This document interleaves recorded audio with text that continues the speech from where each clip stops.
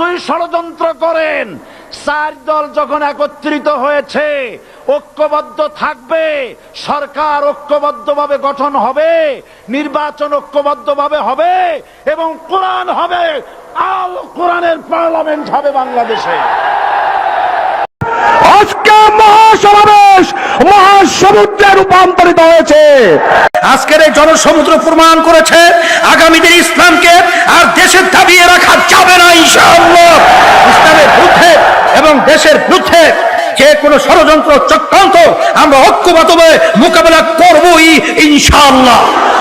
স্বাধীনতার মূল লক্ষ্য সাম্য, মানবিক মর্যাদা ও সামাজিক ন্যায় বিচার প্রতিষ্ঠা এবং দুর্নীতি ও সন্ত্রাস মুক্ত কল্যাণ রাষ্ট্র গঠনে ইসলামী হুকুমত কায়েমের লক্ষ্যে এবং সুষ্ঠু, নিরপেক্ষ ও গ্রহণযোগ্য জাতীয় নির্বাচন অনুষ্ঠানে আমাদের দাবিসমূহ, আমাদের দাবি এক, যে কোনো মূল্যে দ্রব্যমূল্যের ঊর্ধ্বগতি রোধ করতে হবে। বাজার কারসাজির সাথে জড়িতদের আইনের আওতায় আনতে হবে। দেশে মদ ও সকল ধরনের মাদক দ্রব্য নিষিদ্ধ করতে হবে।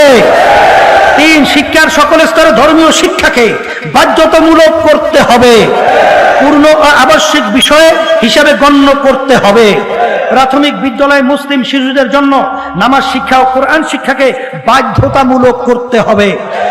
সিলেবাস থেকে চরম নাস্তিক্যবাদী, সকল ধর্মবিরোধী, অবৈজ্ঞানিক ও বস্তা পচা এবং ডারউইনের থিওরি বাদ দিতে হবে।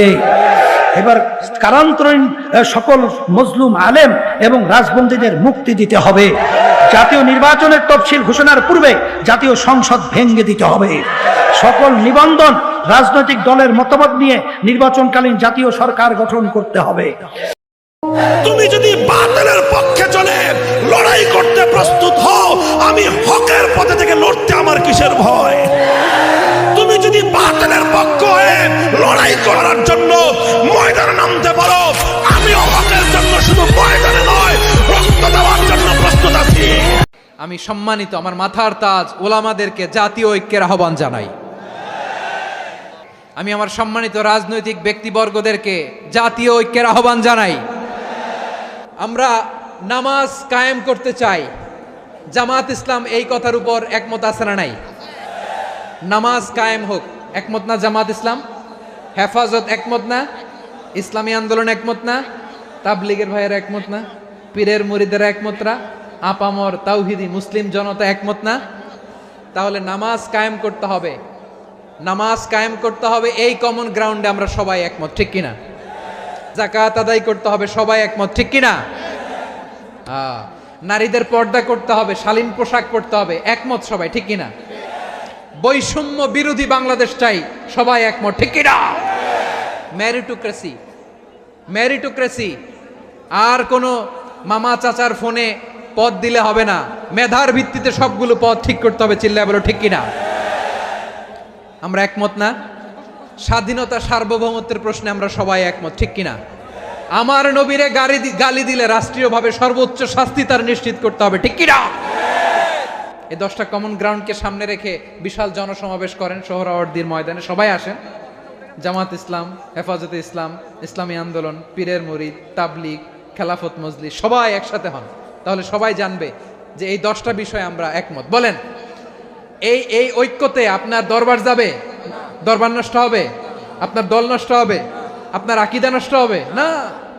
আমার মাথার তাজ সম্মানিত ওলামায়ে একরাম, এই 10টা কমন গ্রাউন্ডে যদি এক হন, আপনার আকীদা নষ্ট হবে। আপনার আকীদা আপনার, আমার আকীদা আমার, আপনার দল আপনার, আমার দল আমার, আপনার পলিসি আপনার, আমার পলিসি আমার, কারো কিছু নষ্ট হবে না। কিন্তু যে বিষয়ে আমরা সবাই একমত, এরকম 10টা মৌলিক পয়েন্টে আমরা একমত হতে চাই কি চাই না? এতে কারো কোনো লস নাই, কারো কোনো ছাড়ও দেয়া লাগবে না, কারো দরবারও যাবে না, কারো দলও নষ্ট হবে না, কারো আকীদাও নষ্ট হবে না। আমার আকীদা আমার, আমার দল আমার, আমার সব ঠিক আছে। শুধু এই বিষয়ে আমি একমত, তুমি একমত, তুমি একমত, তো আমরা সবাই একসাথে বসে জানান দেই যে এগুলোতে আমরা একমত, শোডাউন করি। বাংলাদেশের যে কোনো মহাসমাবেশকে সেই দিনের মহাসমাবেশ ছাড়িয়ে যাবে, চিল্লায় বলো ঠিক কিনা? এরপর জেলায় জেলায় বিভাগীয় বিভাগীয় আপনারা ওয়ার্কশপ করেন, সেমিনার করেন, আইস ব্রেকিং প্রোগ্রাম করেন, এইভাবে আমাদেরকে আগাতে হবে। তাহলে number 1 common ground based, number 2 issue based. Issue ভিত্তিক ঐক্য। যখনই জরুরি কোনো ইস্যু আসবে আমরা ঐক্যবদ্ধ হব। রাজি আছেন সবাই? সবাই রাজি আছেন? আল্লাহ তাআলা আমাদের সবাইকে ঐক্যবদ্ধ জীবন ধারণের তৌফিক দান করুক, আমরা পড়ি আমিন। আমরা যদি বিচ্ছিন্ন হই, একে অপরের যদি মারামারি করি, একজন যদি আরেকজনের কাফের ফতোয়া দেয়, আমাদের কি ক্ষতি? শুনবেন? কথা কয় না, শুনবেন? এক নাম্বার ক্ষতি হচ্ছে আমরা যদি বিচ্ছিন্ন হই, আমাদের শক্তি কমে যাবে, আমাদের পাওয়ার আমরা হারাবো। আমাদের কি হারাবো? পাওয়ার। মনে রাখবেন, যখন আমি একা থাকি তখন আমি ব্যক্তি, যখন আমরা সবাই মিলি তখন আমরা শক্তি। এই শক্তি নিয়ে আমাদের সামনে এগিয়ে যাওয়ার দরকার আছে না নাই?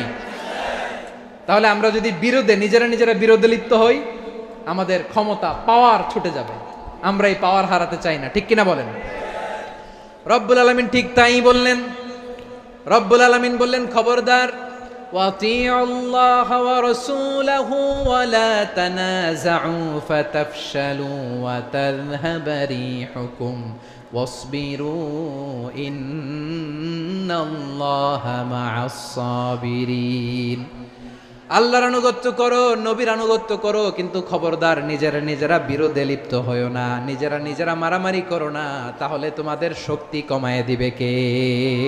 ফাতাফশালু, তোমরা সাহস হারাবা, ওয়া তাযহাবা রিহুকুম, তোমাদের শক্তি কমে যাবে, পাওয়ার কমে যাবে। তাহলে আমরা যদি নিজেরা মারামারি করি, আমরা নিজেরা যদি বিচ্ছিন্নতায় লিপ্ত হই, আমরা যদি মতানৈক্য করি, তাহলে আমাদের শক্তি কমে যাবে, ঠিক কিনা? আমরা শক্তি কমাবো। আচ্ছা, ছোট্ট একটা বাঁশের কঞ্চি যদি আপনারা দেয়, পায়ের মধ্যে ধাক্কা দিয়ে ভাঙতে পারবেন না? এরকম বাঁশের কঞ্চি যদি 20টা একসাথে জোড়া লাগায় দেয়, ভাঙতে পারবেন? কথা বোঝে নাই মনে হয়। চিকন একটা বাঁশের। আসসালামু আলাইকুম। ভালো লাগলে আমার ইউটিউব চ্যানেলটি সাবস্ক্রাইব করে দেন এবং লাইক দিয়ে দেন এবং 5 টাকা বেল আইকনে ক্লিক করে দেন। সবাইকে অসংখ্য ধন্যবাদ।